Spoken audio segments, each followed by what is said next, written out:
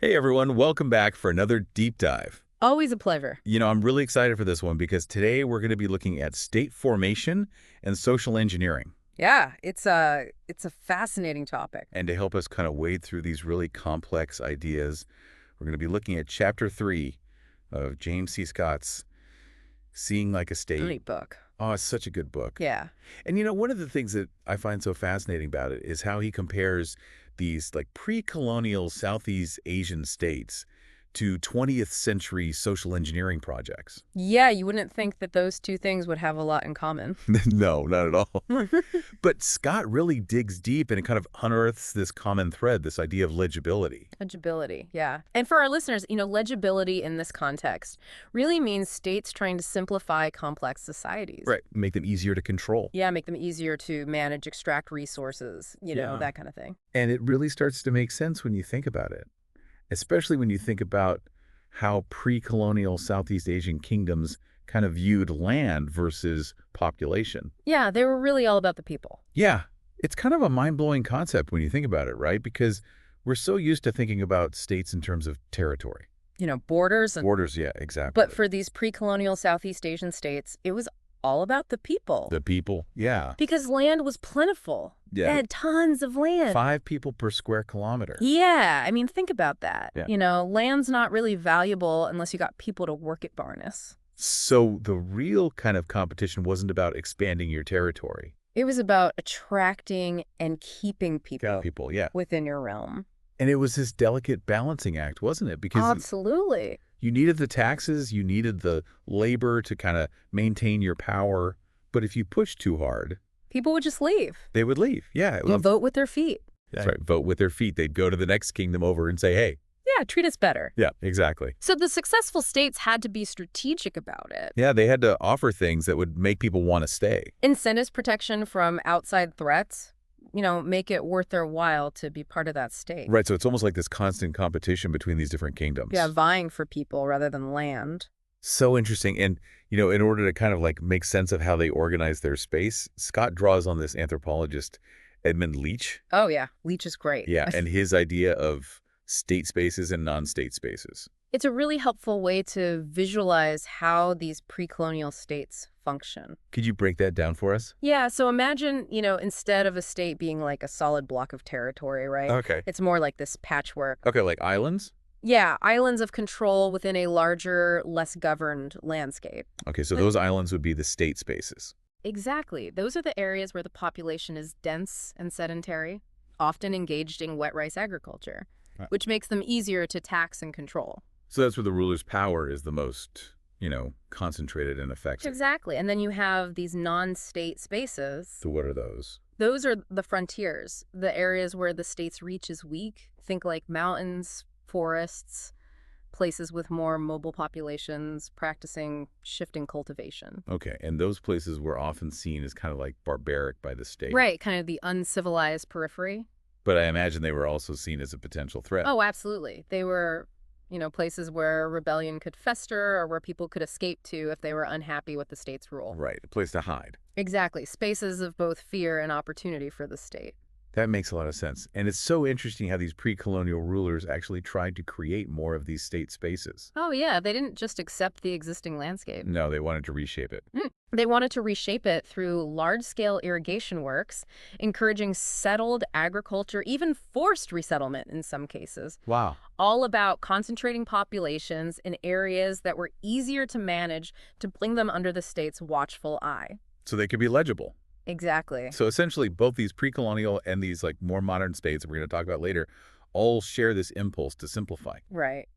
Create order out of complexity. Yeah. Make their populations more legible, more easily understood and managed. And to kind of illustrate this point, Scott takes us on a journey through some of the most ambitious and, often misguided social engineering projects of the 20th century. Yeah, and we're going to start with a big one. Soviet collectivization. That's right, because this is a great example of how this drive for legibility can have really unintended and disastrous consequences. Absolutely. And we see so many parallels between Soviet collectivization and those Southeast Asian kingdoms that we were just talking about, even though they're separated by centuries. Yeah, and I'm particularly interested in this idea of the Russian peasant commune. The mirror, Yeah, the mirror. because it seems like it was such a complex and decentralized system. And it really threw a wrench in the Bolsheviks' plans. It really, the mirror was this self-governing village community Oh, yeah. responsible for allocating land, collecting taxes, resolving disputes. Okay, so it was really like its own little world. Yeah, yeah. And to the Bolsheviks, it was like this chaotic relic of the past, an obstacle to their vision of a centrally planned socialist economy. It was the epitome of illegibility. Exactly. They couldn't see what was going on. They couldn't control it, yeah. Couldn't control it. And so their solution was collectivization. Which was basically like, let's sweep away all of these small, individually held farms Yeah. and just create these big state-run collectives. Yeah, it was a radical attempt to make the countryside legible, To bring it under control. bring it under the direct control of the state. Huh. Yeah, they consolidated land. They forced peasants into these collective farms and villages. And they called it progress, all in the name of progress and efficiency. But as we know, it was anything but. No, it was a disaster. Millions died in the ensuing famine and upheaval. A tragic example of what happens when you try to impose a simplified top-down vision on a complex reality. Exactly. They ignored local knowledge. Yeah. The wisdom that was embedded in those traditional practices that had evolved over generations. And the Bolsheviks, with all their faith in scientific planning and progress, they just overlooked all of that. They really did. They thought they knew better. Yeah. And it's a real cautionary tale. Yeah, it is. It shows the limits of even the best-intentioned plans when they fail to account for the complexities of human societies and the importance of local knowledge. And Scott doesn't stop there. He goes on to explore another ambitious social engineering project, this time in Africa. Tanzanian villagization. Stay tuned. We'll be right back. Welcome back. All right. So before the break, we were talking about Soviet collectivization and how the Bolsheviks tried to impose order on a system that they just deemed illegible. They just couldn't wrap their heads around it. Couldn't wrap their heads around it. And, now we're going to shift gears a little bit and talk about a different continent and a seemingly very different approach, Tanzanian villagization. Yeah, on the surface, they seem totally different. Right, totally different. Where, brutal totalitarian regime versus this, newly independent African nation trying to, forge its own path. Yeah, led by this charismatic leader, Julius Nyerere, Right. who embraced this idea of Ujamaa communal living, shared resources. Very different from Stalin. Very different from Stalin. Yeah. Yeah, it sounds almost utopian in a way. It does, and I think it's tempting to see it that way. Nyerere was a very genuine leader. He was really committed to social equality Yeah. and uplifting rural communities. So these Ujamaa villages were supposed to be self-sufficient, providing these essential services and modernizing agriculture. Right, that was the vision. Yeah. And initially, he really emphasized voluntary participation. Right, he wanted people to buy into this. To come along willingly. Yeah, to embrace this new way of life. But as Scott points out, things didn't quite go according to plan. No, the reality of implementation, it often falls short of the ideal. Reality has a way of doing that. It does. And, progress was slow, agricultural output lagged, the bureaucracy got impatient, they wanted to see results. And that's when things started to take a turn. Yeah. By the 1970s, the government had shifted from persuasion to coercion. They started forcing people. Into these villages. And disrupting those long-held ways of life. Yeah, uprooting them from their ancestral lands. It's so interesting how, despite the initial good intentions, Tanzanian villagization ended up kind of mirroring that same top-down approach that we saw in Soviet collectivization. Yeah, you see that impulse to impose order, to simplify complex systems and kind of mold them according to this preconceived plan. Like it's almost as if they're looking at it like a map, Right. And like we can just rearrange these things like pieces on a chessboard. Yeah, and that kind of gets at the heart of what Scott's talking about, this idea of legibility and the optics of power. Right, because it's not just about what's actually happening on the ground. Yeah. It's about how things appear from the perspective of those in power. Yeah, it's about creating that veneer of order and progress. Even if it comes at the expense of people's livelihood. Yeah, of their traditional ways of life. And it's not just about these large-scale projects like collectivization or villagization. Scott argues that this drive for legibility manifests in all sorts of ways. In everyday life. Yeah, and the design of cities, the standardization of language, the way we measure and classify the natural world. It's like this lens through which we view the world. Yeah, imposing our own categories and concepts onto this reality that's often far messier and more complex. And one of the most striking examples of this, I think, is what Scott calls the miniaturization of order. Yeah, he's talking about, states focus on creating these small controlled spaces that project an image of modernity and efficiency. So like model villages? Yeah, model villages showcase urban development projects, even things like botanical gardens or zoos, you know? Like they're trying to create these miniature idealized versions of the world. Right, these little pockets of order that stand in stark contrast to the messy realities of the surrounding environment. But it's all kind of a facade in a way. It can be, yeah. I mean, these spaces might look impressive on the surface, Right. but they often mask deeper problems and inequalities. It's kind of like a Potemkin village. Hiding the true costs of progress. Yeah, hiding the true costs of this drive for legibility. And it's interesting to think about how this applies not just to grand state projects, but also to like our everyday lives, Absolutely. Like, don't we all engage in this miniaturization of order? In our own way, yeah. Think about how we organize our homes, plan our schedules, curate our online personas. It's all about like creating a sense of control and order. Yeah, even if it's just an illusion. So maybe Scott's work isn't just a critique of states, but also like a reflection on the human condition itself.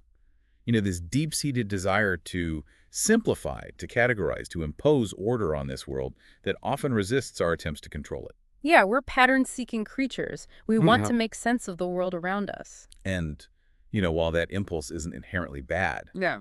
it's important to be aware of its potential pitfalls.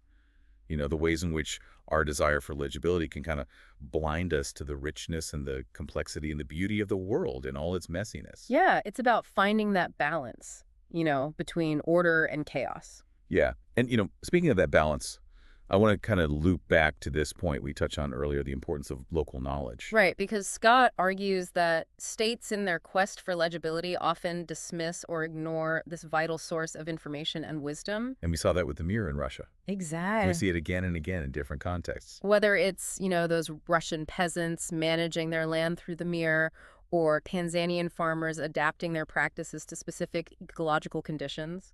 There's this deep well of knowledge out there. That's often overlooked or even actively suppressed by those in power.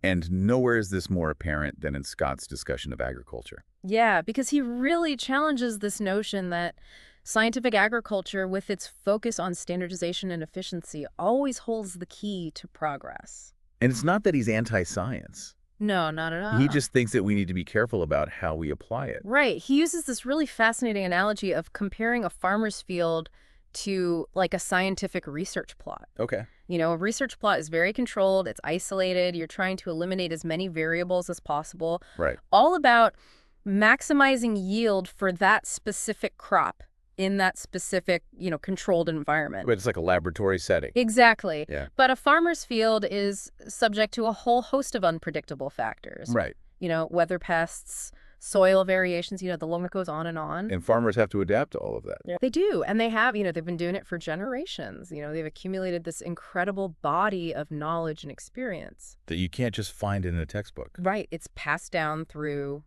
trial and error, observation, experimentation. So each farm is like its own little experiment station. Yeah. With farmers constantly observing, tinkering, innovating based on their intimate knowledge of the land. So it's this really dynamic, evolving system that defies those neat categories that scientific agriculture often tries to impose on it. Right. And so Scott's not advocating for, a rejection of science. No. But he's advocating for a more holistic approach to agriculture. Where you're taking the best of both worlds. Yeah, combining the best of scientific knowledge with the wisdom embedded in traditional practices. Right, because it's not about one or the other. No, it's about recognizing that there are multiple ways of knowing, multiple ways of seeing the world, and that, true progress often lies in embracing that diversity. And not trying to erase it. Exactly. It's about recognizing the limits of legibility and our ability to fully comprehend and control the complexities of nature. And understanding that progress isn't always linear. Sometimes taking a step back. Yeah, sometimes those seemingly backward practices actually hold valuable insights That we can learn from. that we can learn from. That was great. We've been talking for a while about this, and I feel like we've just scratched the surface. Yeah, there's so much more to unpack in this chapter. Yeah, but we covered a lot of ground. Pre-colonial Southeast Asian states, Soviet collectivization, Tanzanian villagization, optics of power, miniaturization of order, local knowledge. We hit all the high points. Hit all the high points. Yeah. I hope this deep dive has kind of sparked some new ideas for you all and encouraged you to explore these concepts further. Yeah, go check out Seeing Like a State. Great book. A good one. All right, until next time. Keep those minds curious. Keep diving deep. All right, so we're back. And we've been talking a lot about this idea of legibility and how states often prioritize it over local knowledge. Right, this kind of top-down view of the world. And now I want to talk about how this plays out in agriculture, because even scientific agriculture, with all its advancements, can fall into this trap. Yeah, it's easy to think of science as this objective force, the best way to understand and manage the world. The ultimate form of legibility. Right, exactly. But what Scott points out is that even science is shaped by certain assumptions and biases. So, like the idea that we can control nature, Yeah. that we can reduce these complex systems to a set of manageable variables. That we can optimize everything. Yeah, and that can lead to a very narrow view of what constitutes successful farming. Absolutely. Scientific agriculture often focuses on maximizing yield and efficiency. Right. And that can make us blind to the intricate ways in which traditional farmers have adapted to their specific environments. It's like we're coming in with this one-size-fits-all approach. Yeah, trying to apply the same solutions everywhere regardless of the context. And Scott highlights how this can lead to the dismissal of practices that might seem inefficient on the surface, Right. but actually make a lot of sense when you consider the local conditions. Exactly. He gives this great example of the Mende rice farmers in Sierra Leone. Tell me about them. So these farmers, they deliberately choose a variety of rice that's harder to process, Okay. even though it means more work for them, Why would they do that? because those tougher husks, they act as a natural deterrent to birds. Oh, so it's like a built-in pest control. Exactly. It might seem counterproductive from a purely yield-focused perspective, Right. but it's a brilliant adaptation to the local conditions. So they're thinking long-term. They're thinking long-term, they're thinking holistically. And this is just one of countless examples, of how traditional farmers have developed these ingenious solutions to the challenges they face. Often without any formal scientific training. Yeah, it's like they have this deep understanding of the land. They do. They're in tune with the rhythms of nature. They're constantly observing, experimenting, adapting. And so what Scott's advocating for is a more holistic approach to agriculture. Right. One that combines the best of scientific knowledge with the wisdom embedded in traditional practices. Yeah, he's not saying that we should throw out science, Right. but he's saying that we need to be more humble. Be open to learning from those who have a deep understanding of the land. Yeah, to recognize that we don't have all the answers. It's about recognizing the limits of legibility Mm-hmm. and understanding that progress isn't always linear. Sometimes those seemingly backward practices hold valuable insights. And I think this applies to so much more than just agriculture. Oh, absolutely. It's about how we approach any complex system. Whether it's the environment, the economy, human societies. It's about being mindful of the unintended consequences of our actions. Yeah, and being willing to learn from our mistakes. To adapt. To adapt, to change our approach when things aren't working. It's a call for humility, curiosity, a willingness to see the world through different lenses. And to appreciate the value of diverse ways of knowing. Well, this has been an incredible journey It has. through just one chapter of Scott's insightful book. We covered a lot of ground. We did. We talked about pre-colonial Southeast Asian states, Soviet collectivization, Tanzanian villagization, optics of power, miniaturization of order, local knowledge. Phew, I'm exhausted. And me too. Wow. But it was so worth it, and I hope that this deep dive has given you all a lot to think about and inspired you to check out Seeing Like a State for yourselves. That's a really important book. It is, and it has so much to teach us about the world we live in. And how to make it a better place. Yeah. So, until next time, keep those minds curious. And keep diving deep. See you all later.